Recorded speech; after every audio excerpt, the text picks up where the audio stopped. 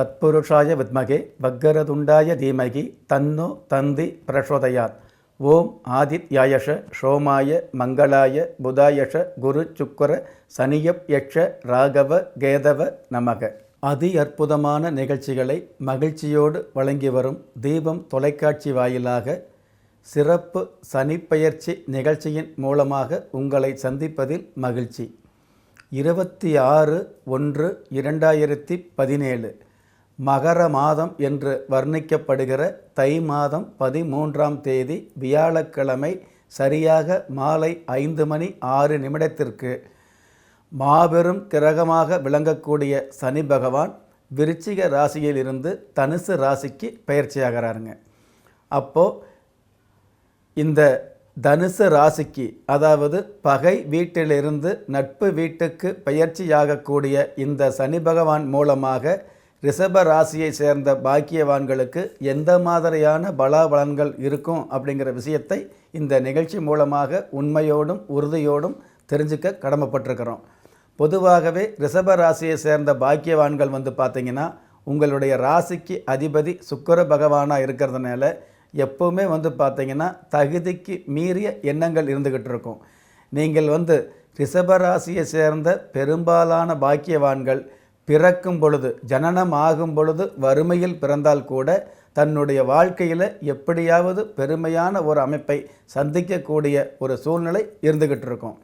சுக்கிர பகவானுடைய ஆதிக்கம் அதிகமாக இருக்கிறதுனால சாதாரணமாகவே சுக்கிர பகவான் சாஸ்திர ரீதியாக ஆடம்பரத்துக்கு அதிபதியாக விளங்கக்கூடிய, சுக போகங்களுக்கு அதிபதியாக இருக்கக்கூடிய இந்த சுக்கிர பகவான் உங்களுடைய ராசி அதிபதியாக இருக்கிறதுனால கண்டிப்பாக வாழும் போதே சுக போகங்களையும் ஆடம்பரமான, அதாவது மிக மிக ஆடம்பரமான வீடு, மிக மிக ஆச்சரியப்படும்படியான காரு, வாகன வசதி, இதுவெல்லாம் அதிகமாக யாருக்கு அமையும்னா ரிஷப ராசியை சேர்ந்த பாக்கியவான்களுக்கு அமையும். பொதுவாகவே ரிஷப ராசியை சேர்ந்தவர்களுக்கு பார்த்திங்கன்னா ஆணாக இருந்தால் சீக்கிரமே, அதாவது திருமணம் பண்ணக்கூடிய வாய்ப்பு, நல்ல மனைவி அமையக்கூடிய வாய்ப்பு, பெண்ணாக இருந்தால் நல்ல கணவர் அமையக்கூடிய வாய்ப்பு, அதாவது ஊருக்கே ராஜாவாக இருந்தால் கூட வீட்டுக்கு கூஜாவாக இருக்கக்கூடிய அதி அற்புதமான அமைதியான நல்லொழுக்கமுள்ள கணவர் அமையக்கூடிய பாக்கியம் இருந்துக்கிட்டு இருக்கும். ரிஷபராசியை சேர்ந்த பெண்ணாக இருந்ததுன்னு வைங்களே, கன்னி ராசியை சேர்ந்த ஆண்களை திருமணம் பண்ணக்கூடிய வாய்ப்பு அமைஞ்சது அப்படின்னா அந்த திருமணம் அப்படிங்கிறது பார்த்திங்கன்னா மறுமணம் அப்படிங்கிற சூழ்நிலைக்கு போகாமல் அதி அற்புதமாக அடுத்தவர்கள் பார்த்து பாராட்டப்படக்கூடிய அளவுக்கு குடும்ப வாழ்க்கை அமையும். அதே மாதிரி ரிஷப ராசியில் இருக்கக்கூடிய ஆண்களுக்கு கன்னி ராசியை சேர்ந்த பெண்களை திருமணம் பண்ணக்கூடியது, அல்லது கன்னி ராசியை சேர்ந்த பெண்களுக்கு இந்த மாதிரி ரிஷபம், கன்னியும் ரிஷபம் சம்பந்தப்பட்டது அப்படின்னாலே எண்ணிய வகையில், அதாவது நீங்கள் எந்த அளவுக்கு ஒரு வீட்டில் ஒரு விஷயத்தை நினைக்கிறீங்களோ அல்லது ஒரு விஷயத்தை எந்த கோணத்தில் பார்க்குறீங்களோ அதே கோணத்திற்கு உண்டான குடும்ப வாழ்க்கை அமையக்கூடிய ஒரு குதூகலம் நிச்சயமாக இருந்துக்கிட்டு இருக்கும். பொதுவாகவே ரிஷபராசியை சேர்ந்த பாக்கியவான்களுக்கு நிறைய பேர் வெளியில் பாருங்களே, திருமணம் அப்படிங்கிற ஒரு அமைப்பு வந்ததுக்கப்புறம் தன்னுடைய வாழ்க்கையில் மறுபிறப்பு, மறு ஜென்மம் எடுத்த மாதிரியான ஒரு உயர்வு அதிர்ஷ்டத்தை நிறைய பேர் சந்திக்கிறாங்க. இன்னும் சில பேர் பார்த்திங்க அப்படின்னா ஏன் தான் திருமணம் பண்ணணுமோன்னு நினைக்கிற அளவுக்கு தேவையில்லாத தடங்கல்களும், தேவையில்லாத ஒரு சோதனைகளையும், தேவையில்லாத ஒரு மன சங்கடங்களையும் சந்திக்கக்கூடிய அமைப்பு இருந்துக்கிட்டு இருக்கும். ஆனால் இந்த ரிஷபராசியை சேர்ந்த பெரும்பாலான பாக்கியவான்களுக்கு பார்த்திங்கன்னா நல்ல வாழ்க்கை துணை அமைகிறதுனால தன்னுடைய வாழ்க்கையை குதூகலமாகவும் சந்தோஷமாகவும், சங்கடமான சூழ்நிலைகளை கூட சந்தோஷமாக வாழ்ந்து காட்டக்கூடிய சமயோசிதமான ஒரு அற்புதமான அமைப்பு இந்த ரிஷப ராசிக்கே உண்டான சிறப்பு. இந்த மாதிரி ரிஷப ராசியில் பிறந்தவங்க பெண்ணாக இருந்தாலும் ஆணாக இருந்தாலும் இன்றைக்கி இந்த காலத்தில் பார்த்திங்கன்னா நிறைய பேர் பார்த்திங்கன்னா தன்னை அழகுபடுத்தி காட்டுவதற்காக அழகு நிலையங்களுக்கு சென்று ஓரளவு அழகு சாதனங்களை பயன்படுத்தி தன்னை மிகைப்படுத்தி காட்டிக்கிறோம். ஆனால் இந்த மாதிரியான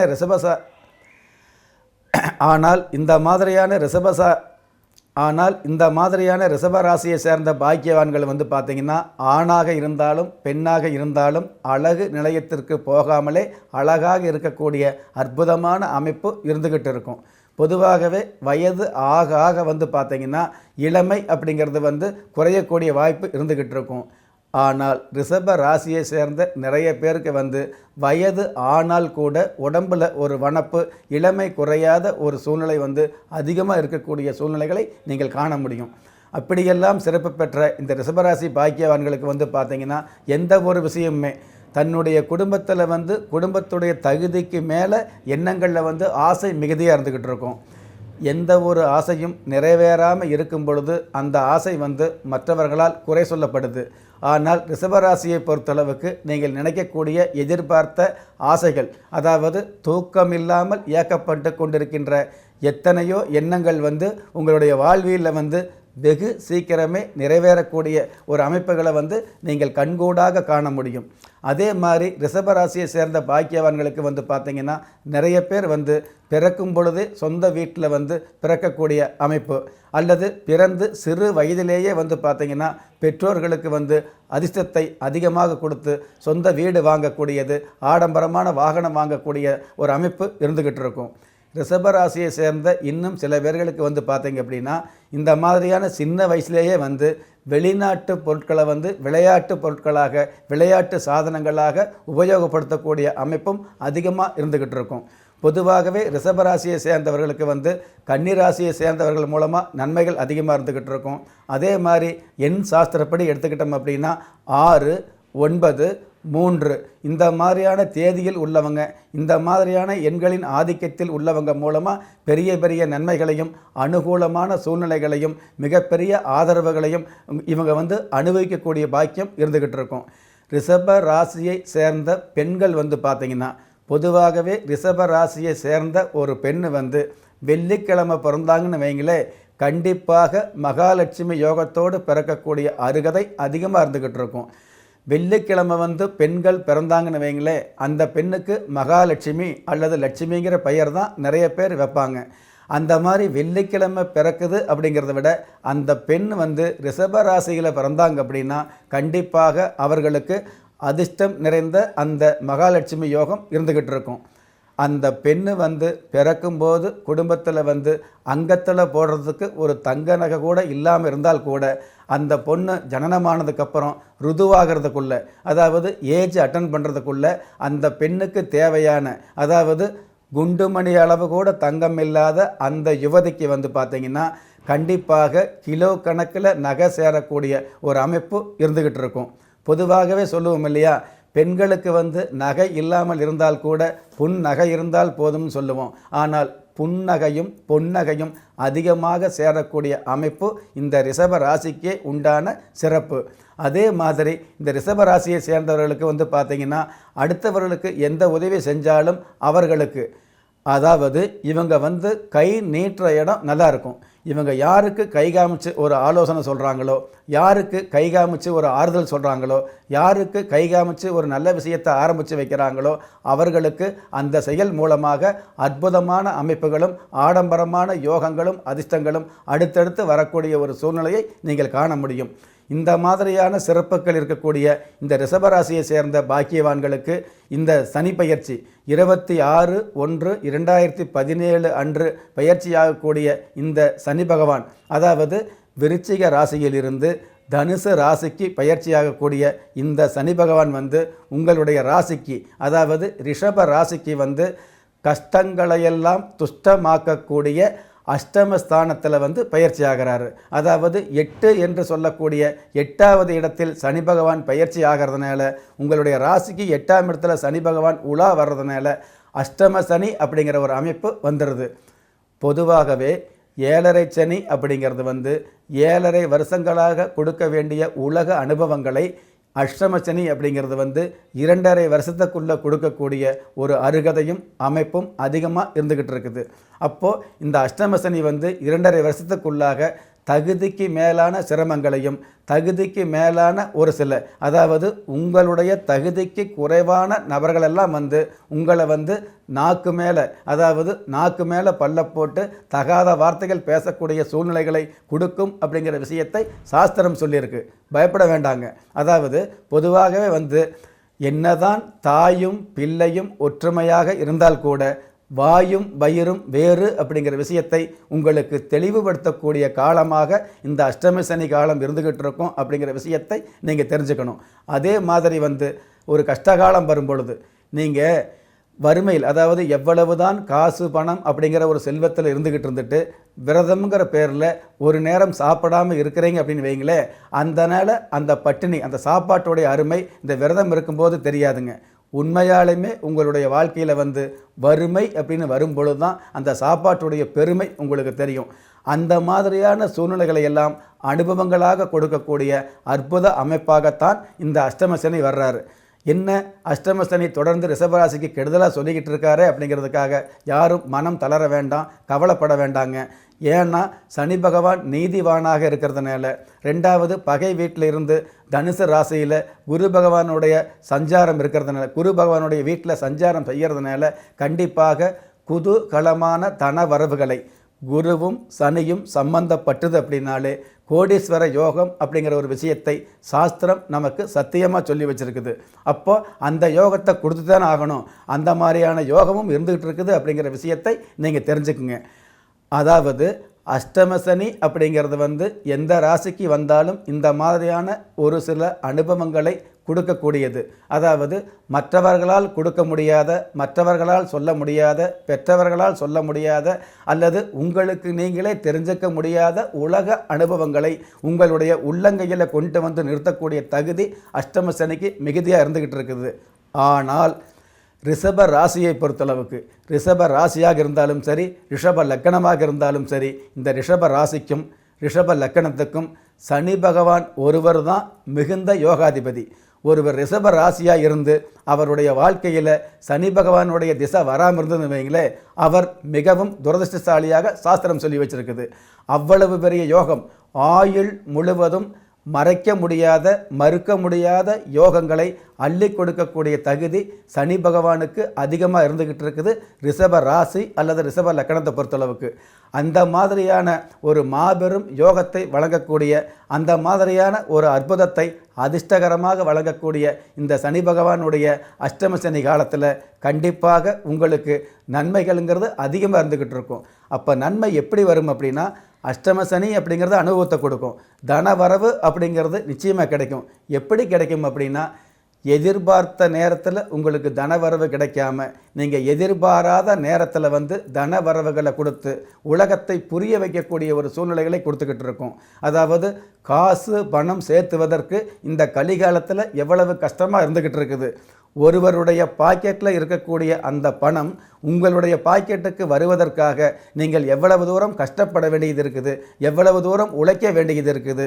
சாதாரண இந்த பிழைப்புக்காக உழைப்பு அப்படிங்கிற விஷயத்தை எந்த அளவுக்கு கையில் எடுத்துக்க வேண்டியது இருக்குது. இந்த காலம் கலிகாலமாக இருந்தால் கூட எவ்வளவு தான் சிரிப்பு அப்படிங்கிற விஷயத்தை நீங்கள் கையில் எடுத்தாலும் அதில் மதிப்பு அப்படிங்கிற ஒரு விஷயத்தை அடைகிறதுக்கு நீங்கள் எவ்வளவு தூரம் சிரமப்பட வேண்டியது இருக்குது அப்படிங்கிற அந்த கால அளவுகளை கனகச்சிதமாக புரிய வைக்கக்கூடிய அற்புதமான அமைப்பாக ரிஷபராசிக்கு அஷ்டம சனி இருந்துக்கிட்டு இருக்கும். அப்போது இந்த அஷ்டம சனி காலத்தில் எது எப்படி இருந்தாலும் நன்மைகள் கிடைச்சிக்கிட்டு தான் இருக்கும். நீங்கள் பயப்பட வேண்டாம். ஆனால் தேவைப்படும் பொழுது நன்மைகள் கிடைக்காமல் தேவையில்லாத நேரத்தில் நன்மைகள் உங்களுக்கு கிடைச்சி இந்த உண்மையான வாழ்வியலை உங்களுக்கு உணர்த்தக்கூடிய அளவில் இருந்துக்கிட்டு இருக்கும்.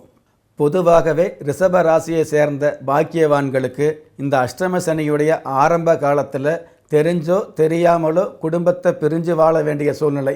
குடும்பத்தை பிரிகிறது அப்படின்னு பார்த்தீங்கன்னா தேவையில்லாமல் சண்டை கட்டிக்கிட்டோ அல்லது மனசு கஷ்டப்படுத்தி பிரிய வேண்டிய சூழ்நிலை வராதுங்க.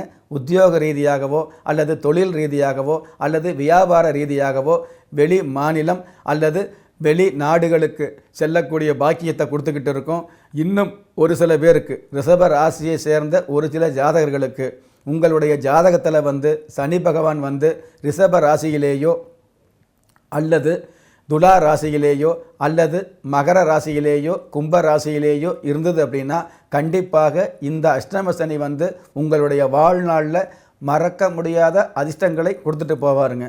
பொதுவாகவே அஷ்டம சனி பார்த்து ஒருவருக்கு கொடுத்ததுன்னு வைங்களேன், அதாவது 3 தலைமுறைகளுக்கு கொடுக்க முடியாத செல்வங்களையும் 3 தலைமுறைகளுக்கு அளிக்க முடியாத பெருமைகளையும் அதிகபட்சமாக கொடுக்கக்கூடிய அமைப்பு சனி பகவானுக்கே உண்டான சிறப்பு.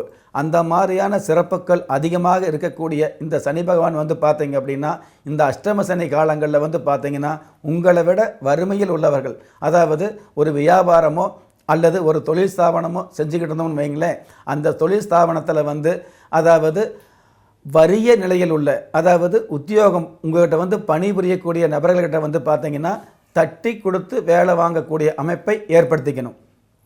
தன்னிடம் வேலை செய்கிறாங்க அப்படிங்கிறதுக்காக அதிகாரத்தை பயன்படுத்தாமல் நீங்கள் என்ன கேள்வி கேட்டாலும் பதில் சொல்லக்கூடிய ஒரு பவ்யம் அவங்களுக்கு இருந்தால் கூட தேவையில்லாத கேள்விகளை கேட்பதோ அல்லது அவங்களுடைய மனசு நோகிற மாதிரி நடந்துக்கிறது, இந்த மாதிரியான விஷயங்களை எல்லாம் கொஞ்சம் தள்ளி வச்சுக்கிட்டு எல்லோரிடமும் இதமாகவும் பதமாகவும் பழகக்கூடிய ஒரு தன்மையை வளர்த்துக்கிட்டீங்க அப்படின்னா இந்த அஷ்டம சனி வந்து பார்த்திங்கன்னா தகுதியான நேரத்தில் தனவரவுகளை கொடுக்கக்கூடிய அமைப்பில் இருந்துக்கிட்டு இருப்பாருங்க. பொதுவாகவே இந்த சனி பகவான் வந்து பார்த்தீங்க அப்படின்னா, அதாவது தனுசு ராசியில் இருக்கக்கூடிய சனி பகவான் சப்தம பார்வையாக உங்களுடைய தனஸ்தானத்தை பார்க்கறதுனால கண்டிப்பாக தனம் அப்படிங்கிறது வந்து பார்த்திங்கன்னா எதிர்பாராத நேரத்தில் இரட்டிப்பான வகையில் யோகமான வகையில் வந்து வரக்கூடிய வாய்ப்பு இருந்துக்கிட்டு இருக்கும். ஆனால் இந்த அஷ்டமசனி நடக்கக்கூடிய காலத்தில் ரிஷபராசியை சேர்ந்த பாக்கியவான்கள் உங்களுடைய ஜனனகால ஜாதகத்தில் சனி பகவான் மேச ராசியில் இருந்ததுனாலோ அல்லது உங்களுடைய ஜனனகால ஜாதகத்தில் இதே சனி பகவான் வந்து கடக ராசியில் இருந்தது அப்படின்னா இந்த அஷ்டம சனி காலத்தில் எக்காரணத்தை கொண்டும் கடன் வாங்கக்கூடாது. அதாவது கௌரவமான வகையில் கையேந்தக்கூடிய இந்த கடன் அப்படிங்கிற விஷயத்தில் நீங்கள் தலையீடு செய்யாமல் இருப்பது தான் உங்களுக்கு தாத்பரியமிக்கதாக இருந்துக்கிட்டு இருக்கும். ஏன்னு கேட்டிங்கன்னா இந்த மாதிரியான அஷ்டம சனி காலங்களில் இந்த மாதிரியான ஜாதக அமைப்பு உள்ள இந்த ரிஷபராசிக்காரர்கள் வந்து கடன் வாங்கினீங்க அப்படின்னா எந்த நேரத்தில் கடன் வாங்கணுமோ இந்த கடனை கட்ட முடியல அப்படின்னு ஏக்கத்தோடு நிறைய பேர் புலம்பிகிட்டு இருக்காங்க இல்லையா, அந்த மாதிரியான புலம்ப வைக்கும். அந்த கடன் வாங்கினீங்க அப்படின்னா நீங்கள் கடனை திருப்பி செலுத்தோன்னு நினச்சால் கூட திருப்பி செலுத்த முடியாத அளவுக்கு அந்த கடன் மூலமாக உங்களுடைய கௌரவம் பாதிக்கப்படும். அந்த கடன் மூலமாக உங்களுக்கு வந்து கலவரம், அதாவது நல்ல நிலவரம் இல்லாத ஒரு கலவரத்தை உண்டு பண்ணும் அப்படிங்கிற விஷயத்தை நீங்கள் தெரிஞ்சுக்கணும். நீங்கள் எவ்வளவு தான் தாழ்ந்து போனாலும் எவ்வளவு தான் தலைவணங்கி போனால் கண்டிப்பாக இந்த மாதிரியான கடன் பிரச்சனைகள் வந்து உங்களுடைய கௌரவம் பாதிக்கப்படும் அப்படிங்கிற ஒரு உண்மையும் இந்த நேரத்தில் நன்மையோடு சொல்ல கடமைப்பட்டிருக்கிறேங்க. அப்போ இந்த ரிஷபராசியை சேர்ந்தவர்கள் வந்து அஷ்டம சனி காலத்தில் பரிகாரம் அப்படிங்கிற பேரில் பலவிதமான பூஜைகளையோ யாகங்களையோ ஹோமங்களையோ செய்வதை விட, அதாவது சமுதாய வாழ்க்கையில் சாந்தமான ஒரு சூழ்நிலையை கடைப்பிடிக்கிறது தான் உங்களுக்கு பாந்தமான வாழ்க்கையை பக்குவமாக அமைச்சு கொடுக்கும் அப்படிங்கிறத நாம் தெரிஞ்சுக்கலாம். அதே மாதிரி கடவுள் வழிபாடு அப்படின்னு வந்து பார்த்திங்கன்னா ரிஷப ராசியை சேர்ந்தவர்கள் ஆணாக இருந்தாலும் பெண்ணாக இருந்தாலும் வெள்ளிக்கிழமை நாட்களில் வந்து வழிபாடு வச்சுக்கிறது சிறப்பாக இருந்துக்கிட்டு இருக்கும். வெள்ளிக்கிழமை நாட்களில் அதுவும் அதிகாலை நேரத்தில் பிரம்ம முகூர்த்தம் என்று சொல்லக்கூடிய, அதாவது காலையில் 4 மணியிலிருந்து 6 மணிக்குள்ளாக தெய்வ வழிபாடு வச்சுக்கலாம். அல்லது 6 மணியிலிருந்து 7 மணிக்குள்ளாக, அதிகபட்சமாக காலை 6 மணியிலிருந்து 7 மணிக்குள்ளாக பெண் தெய்வ வழிபாடு வச்சுக்கிட்டு இருக்கிறது சிறப்பாக இருந்துக்கிட்டு இருக்கும். பொதுவாகவே சனி பகவான் உங்களுடைய அதாவது ராசிப்படி சாதகமான சூழ்நிலைகளை கொடுக்கக்கூடிய அமைப்பில் இருக்கிறதுனால என்னதான் அஷ்டம சனியாக இருந்தால் கூட சனி பகவான் சாதகத்தை, பாதகம் அப்படிங்கிற அந்த சூழ்நிலையை விட சாதகம் அப்படிங்கிற ஒரு சூழ்நிலையை அதிகமாக கொடுக்கக்கூடிய அமைப்பில் தான் சனி பகவான் இருந்துகிட்டு இருக்கிறாருங்க. இந்த அஷ்டம சனி வந்து பார்த்திங்கன்னா ஒரு சில நேரங்களில், அதாவது குழந்தை சுபாவம், குழந்தைத்தனமான ஒரு சுபாவம் உள்ள உங்களுக்கு வந்து பார்த்திங்கன்னா திடீர் தோல்வி, திடீர் தடுமாற்றமெல்லாம் வரும்பொழுது வந்து பார்த்திங்கன்னா இந்த உலகமே வேண்டாம், இந்த வாழ்க்கையே வேண்டாம் அப்படிங்கிற எண்ணமெல்லாம் வந்துக்கிட்டு இருக்கும். இன்னும் சுருக்கமாக தெளிவாக சொல்ல போனோம்னா இந்த உலகத்தில் வாழவே பிடிக்காமல் தற்கொலை பண்ணக்கூடிய மாதிரியான எண்ணங்களை எல்லாம் கொடுத்துக்கிட்டு இருக்கும். பொதுவாக வந்து பழமொழியாகவோ தத்துவமாகவோ ஒரு சில வார்த்தைகளாகவோ சில பேர் சொல்லுவாங்க, தற்கொலை என்பது கோழைத்தனம் அப்படின்னு சொல்லுவாங்க. என்னை பொறுத்தளவுக்கு தற்கொலை பண்ணுறவங்க எல்லோருமே வந்து கோழைத்தனம் எடுத்துக்க முடியாதுங்க. நல்லவங்க தான் தற்கொலை பண்ணக்கூடிய சூழ்நிலைக்கு போகிறாங்க. ஏன்னு கேட்டிங்கன்னா அவமானமான ஒரு சூழ்நிலையை தாங்கிக்க முடியாமல் இந்த உலகத்தில் வந்து நல்லவங்களாக வாழ்ந்துட்டோமே, கௌரவமாக வாழ்ந்துட்டோமே, இப்போ கௌரவம் பாதிக்கப்படுதே அப்படிங்கிற அந்த அவமானம் தாங்க முடியாமல் ஒரு சில நொடிகளில் இந்த மாதிரியான முடிவு எடுக்கிறாங்க. எதற்காக இவ்வளவு விழாவாரியாக விளக்கமாக சொல்கிறோம் அப்படின்னா, அதாவது இந்த மாதிரியான அஷ்டம சனி நடக்கக்கூடிய காலங்களில் தெரிஞ்சோ தெரியாமலோ இந்த மாதிரி சின்ன சின்ன தடுமாற்றங்கள் உங்களுடைய எண்ணங்களில் வந்துக்கிட்டு இருக்கும். ஆனால் அதற்கெல்லாம் நீங்கள் கவலைப்பட வேண்டாம்னு சொல்ல வர்றேங்க.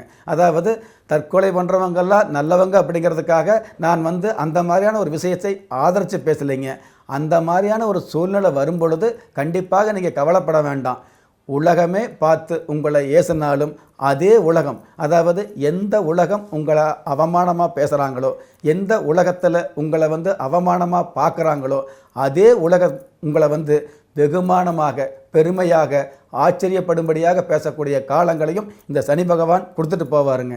ஏன்னு கேட்டிங்கன்னா, அதாவது கிரக சஞ்சாரத்தில், அதாவது ராசிப்படி பெயர்ச்சி அப்படின்னு வச்சு பார்க்கும் பொழுது சனி பகவான் அஷ்டம சனி அப்படிங்கிற ஸ்தானத்துக்கு வந்தால் கூட, ஒரு சில கஷ்டங்களை கொடுத்தால் கூட, உங்களுடைய ஜாதகப்படியும் இதே ராசிக்கு அடிப்படையான வகையில் அவர் யோகத்தை கொடுக்கக்கூடிய முழு தகுதி இருக்கிறதுனால முதன்மையான முன்னேற்றத்தை கண்டிப்பாக சந்திக்க வைப்பாருங்க.